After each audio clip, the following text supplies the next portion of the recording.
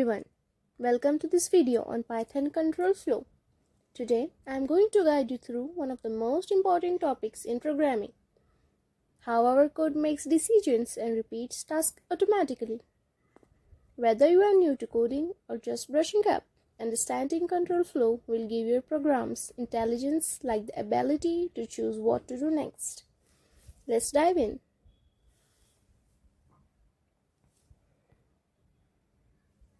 What is control flow? First off, what is control flow?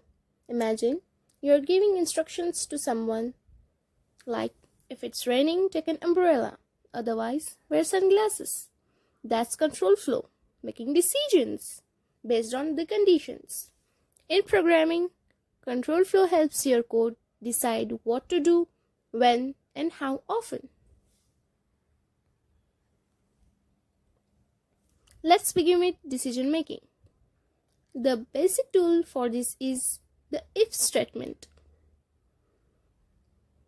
It checks a condition, and if it's true, it runs back a block of code. For example, if age is greater than equals to 18, print adult.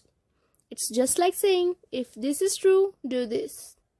But what if the first condition isn't true and you have a second option? That's where elif comes in, short for else if. For example, if score is greater than 90, print excellent.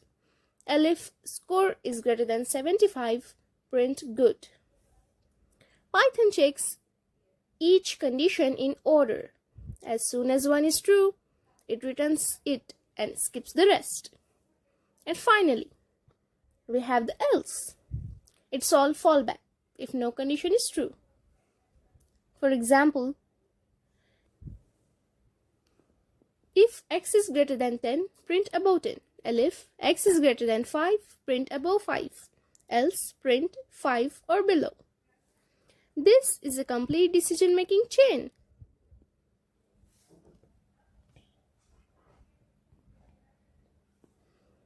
Sometimes you need more detailed checks. For example, is the person a student and over 18?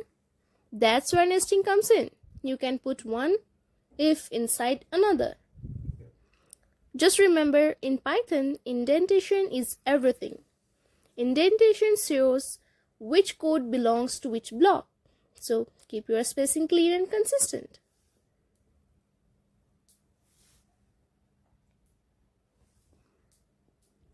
Next, let's talk about loops, tools that repeat actions. The first one is the for loop.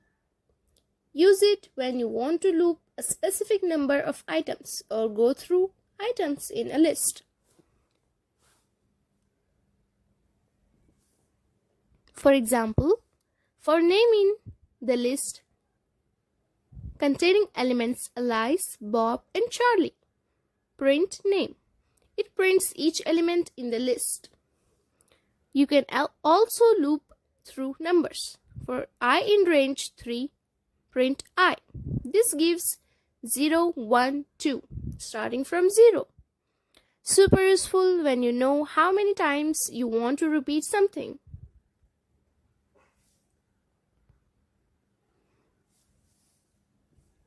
Now, the while loop is different. It runs as long as the condition is true. Think of it like, while it's sunny, keep watering the plants. For example, x is equal to 0. While x is less than 5, print x. X plus equals to 1. It will give output from 0 to 4. But be careful, if the condition never turns false, the loop never ends. That's an infinite loop. So always change something inside the loop. Break and continue. Sometimes you want to more control inside a loop. That's where break and continue comes in. The break statement immediately stops the loop, and the continue keeps the current step and go through the next one. For example, for I in range 5, if I is equals to 2, continue, print I. This will skip 2 but keep going with the rest. Useful when you are searching, filtering or managing specific conditions.